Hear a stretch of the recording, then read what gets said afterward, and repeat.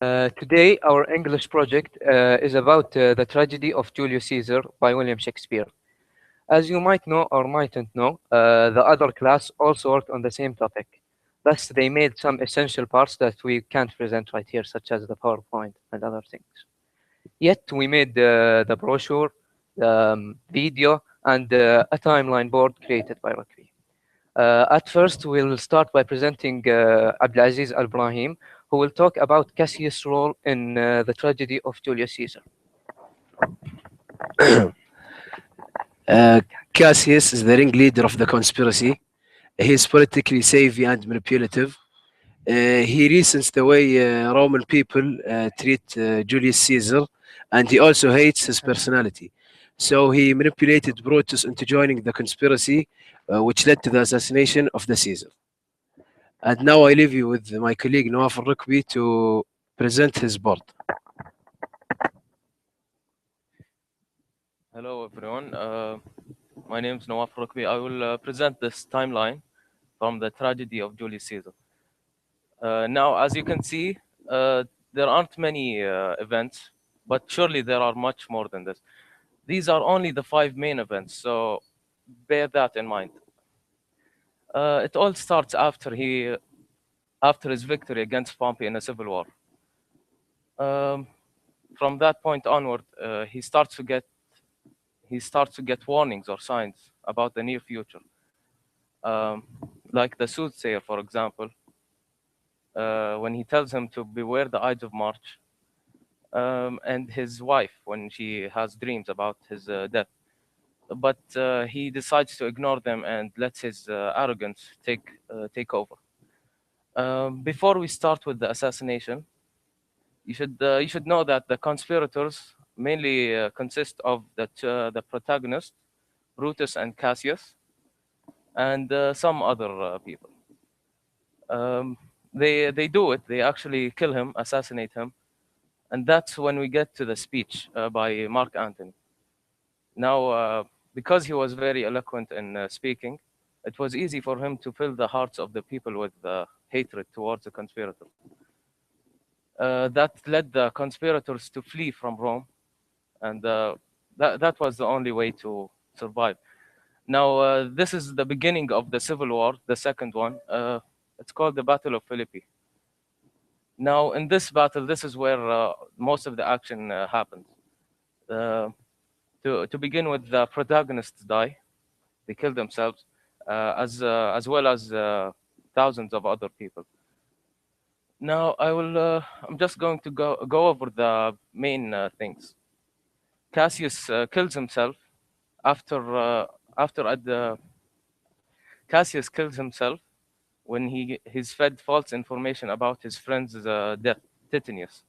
He wasn't really dead, but he just heard that. So he killed himself with his own blade. And when Titinius finds that Cassius is dead, he was overcome by grief and kills himself as well. Now, Brutus, on the other hand, was a good friend of Caesar. So he only wanted the best of Rome.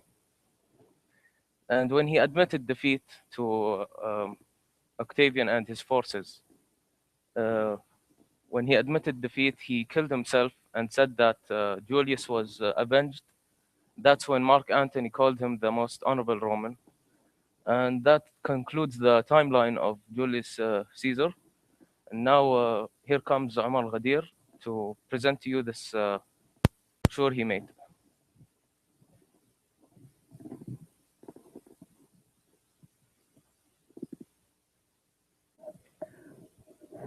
I think you might have seen these brochures with the other class. They might have presented it for you. Yet we were the ones who created it. In the first page, there's a biography of William Shakespeare and Julius Caesar. It's like a summarized biography of both these important figures in the play. Also, you might see a sonnet in the right hand. It was created by another colleague in the other class, Faisal al-Najid. And then in the second page, there's the famous Mark Antony's speech, which was prior to Julius Caesar's death. Um, so yes, that's a brief talk of the brochure that we made. Now I'm going to present a video that I created with the help of my colleague Rukbi and my brother Saad Al Ghadir, who created who worked on it on Photoshop and other things.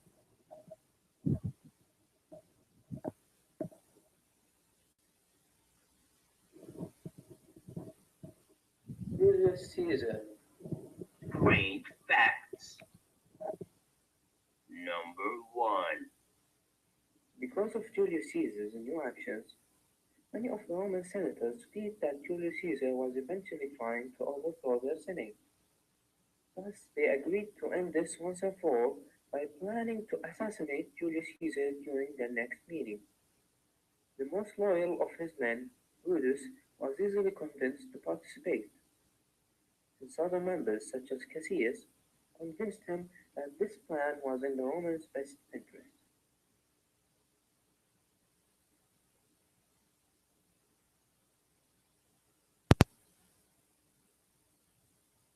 Number 2.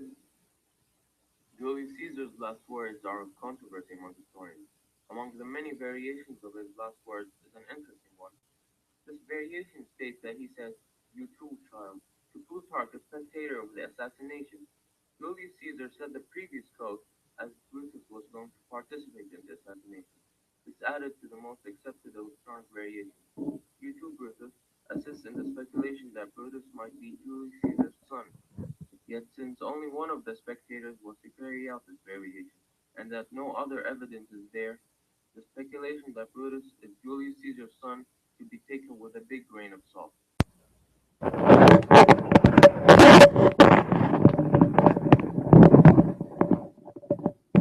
Number 3.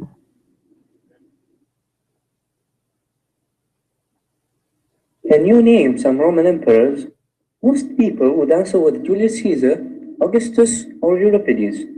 Yet Julius Caesar was never a Roman emperor, well, at least literally. Julius Caesar held numerous titles such as Consul for the Roman Empire, Dictator for life, and even God, claiming to be divine. Number 4. Just like Martin Luther King and John F. Kennedy, Julius Caesar also has a junior in his name. I guess junior has some connection to greatness. This means that there are actually two Julius Caesars, the father and the son whom we are talking about. Just imagine calling the great Julius Caesar a junior. Number 5. Before his rise to power, and as a normal citizen, Julius Caesar was once captured by Persian pirates for a Roman ransom. During his stay with the pirates, he joked with them about later catching them and bringing them to justice. Well, guess what? Julius Caesar became the greatest leader of his time. And guess what? Julius Caesar didn't break his promise. He sent numerous scouts that later caught these pirates and publicly executed them.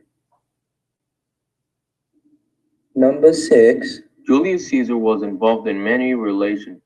Many of these resulted in marriages, thus many children. Yet none of these children survived to adolescence. Julius Caesar grew mad and decided to adopt a relative, Octavian. He raised Octavian with ruling principles. Thus, after Julius Caesar's assassination, Octavian easily took control of his father's land. He changed his name to Augustus. Fun fact, the month August is named after him, and became the first Roman emperor.